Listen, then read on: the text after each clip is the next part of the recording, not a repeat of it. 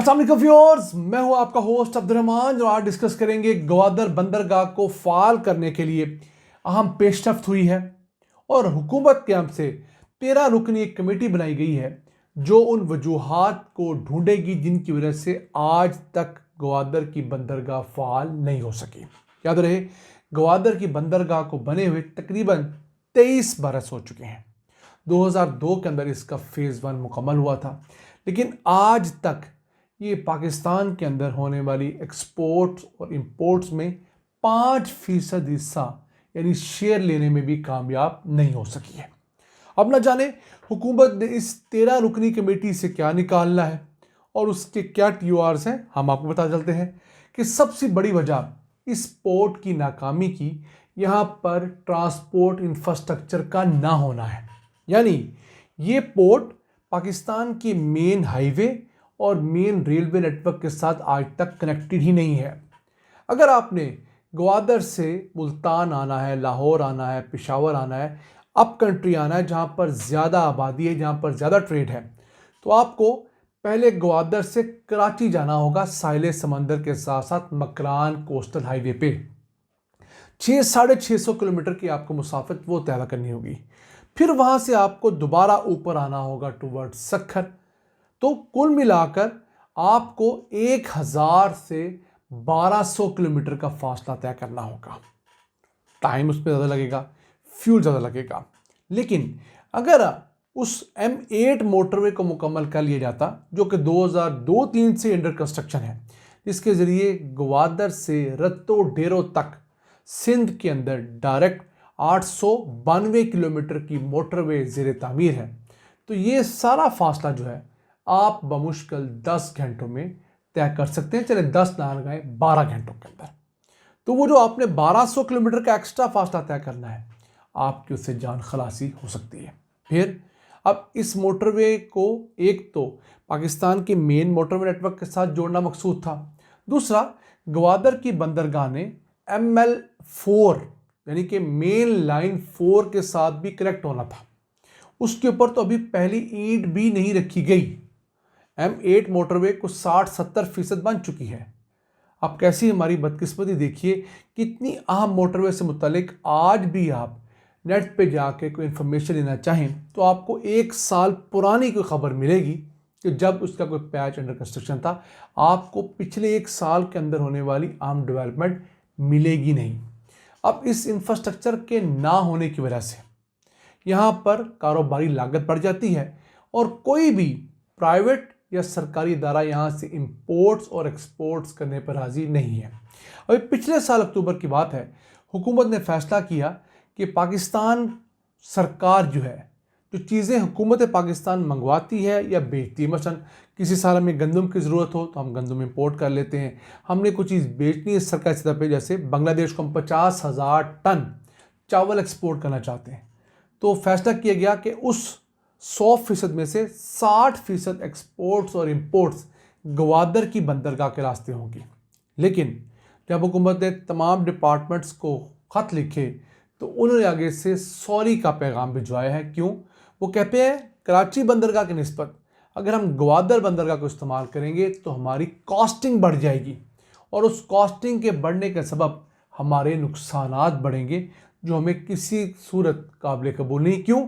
कल को हमें ऑडिट पैरास के अंदर मुख्तलिफ इंक्वायरीज़ के अंदर फंसाया जाएगा कि जनाब जब ग्वादर की जगह पर कराची या पोर्ट कासम की बंदरगाह अवेलेबल थी, सस्ती थी, तो आपने वो ऑप्शन क्यों नहीं लिया?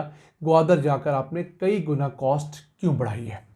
अब ये जो 13 रुकनी कमेटी जिसका ऐलान किया गया है, इसको पाकिस्तान के जो वफाकी वज़ीर मनसूबबंदी हैं एहसन इकबाल हेड करेंगे। अब इनके भी आप ख्यालात सुनिए कि वो ग्वादर के लिए एक इंटरनेशनल कॉन्फ्रेंस मुनक्किद करवाएंगे इस्लामाबाद में और वहाँ पर दुनिया के डिग्निटरीज़ को बुलाएंगे। कैसी बात है कि एक जगह एक रास्ते के ज़रिए कनेक्टेड ही नहीं है। आपने एक हाउसिंग सोसाइटी बनाई है, वो किसी रास्ते से मेन हाईवे से कनेक्टेड ही नहीं है, वहाँ जाने का रास्ता कच्चा और धूल वाला है। उसके लिए आप कोई 1500 किलोमीटर दूर जाकर एक कॉन्फ्रेंस मुनक्किद कर रहे हैं कि यहाँ पर आप घर ले लीजिए। ऐसे अहमकाना जो ख्यालात हैं वो शायद हमारी ब्यूरोक्रेसी को आते हैं या हमारे हुक्मरानों को आते हैं। आप पहले उस जगह को डेवलप कीजिए, उसकी कनेक्टिविटी तो बनाइए पूरी दुनिया के साथ, सड़कें बनाइए, रेलवे के साथ कनेक्ट कीजिए, और फिर एक चीज़ और, वहाँ से एक पाइपलाइन का नेटवर्क बिछाइए। जिस मकसद के लिए आप ग्वादर की इस बंदरगाह को डेवलप करना चाहते हैं कि दुनिया भर से हम लोग जो ऑयल इंपोर्ट करते हैं या गैस इंपोर्ट करते हैं वो ग्वादर की बंदरगाह तक तो आएगी, आगे उसे ट्रांसपोर्ट करने के लिए आपको एक पाइपलाइन चाहिए, लॉजिस्टिक्स चाहिए, रिफाइनरीज चाहिए। अगर LNG टर्मिनल है तो उसके साथ डिफरेंट स्टोरेज की स्पेशल जो है चीज़ें चाहिए, तब जाकर आपकी ये बंदरगाह किसी काम पे आ सकती है।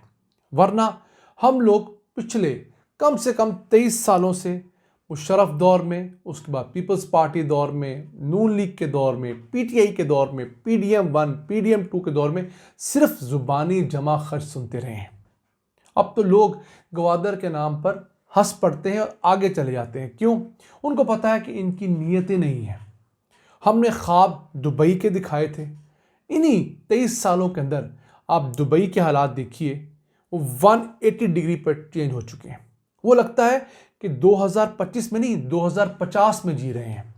जिस लेवल की उन्होंने टेक्नोलॉजी इंप्लीमेंट कर दी है, जिस लेवल की वो ऑटोमेशन ले आए हैं, जिस तरह की वो सहूलियात अपने शहरियों को दे रहे हैं, आप पाकिस्तान के किसी सिटी में भी अज्यूम नहीं कर सकते।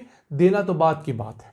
यानी दुबई में अगर कोई शख्स फौत होता है, उसे दफनाना वहीं पड़ता है, तो दुबई की हुकूमत उसकी सारी ज़रूरियात पूरी करती है। उसका कफन, उसका गुस्ल, उसको ट्रांसपोर्ट करना, उसको कब्रिस्तान तक ले जाना, दफनाना, आपका 1 रुपया, 1 रियाल, 1 दिरहम, 1 डॉलर खर्च नहीं होता। अगर वही काम हमारे यहाँ हो जाए तो गरीब से गरीब शख्स को भी कब्रिस्तान में कब्र लेने पर 15-20 हज़ार रुपये खर्च करने पड़ते हैं। कब्र की बनवाई अलहदा है, कफन के मामलात अलहदा हैं, उसको नहलाने का, गुस्ल देने का मामला अलहदा है, और फिर हमारे यहाँ उस शख्स की फौतीदगी के बाद उसको जो इसाले सवाब के लिए हमने कुछ पढ़वा कर बख्शवाना है, उसकी कॉस्टिंग अलहदा है, ख़त्म अलहदा है, कुल अलहदा है। तो हम लोग न जाने क्यों खुद आंखों के ऊपर हाथ रख के ये अज्यूम की बैठे हैं कि दुनिया भी बेवकूफ़ है। ग्वादर की बंदरगाह 2 लफ्ज़ी चीज़ों की वजह से नाकाम हुई है, और वो है एक कनेक्टिविटी का ना होना और दूसरा नीयत का ना होना। जिस दिन किसी सरकार की नीयत होगी, इस ग्वादर की बंदरगाह को रोड नेटवर्क से जोड़ा जाएगा, रेलवे के साथ बेशक बाद में जुड़े, और नीयत होगी इसे नेक नीयती के साथ डेवलप करने की, यकीन कीजिए वहाँ की आबादी को आप सहूलियात देंगे तो यही हमारी बंदरगाह दुनिया के सफ़े अव्वल की बंदरगाहों के अंदर शुमार की जाएगी। आज ये था आज का एपिसोड। हमें उम्मीद है आपको पसंद आया होगा। अपनी सजेशंस, अपनी आरा से हमें आगाह रखा करें। अपने मेज़बान अब्दुल रहमान को इजाज़त दीजिए। अल्लाह निगहबान।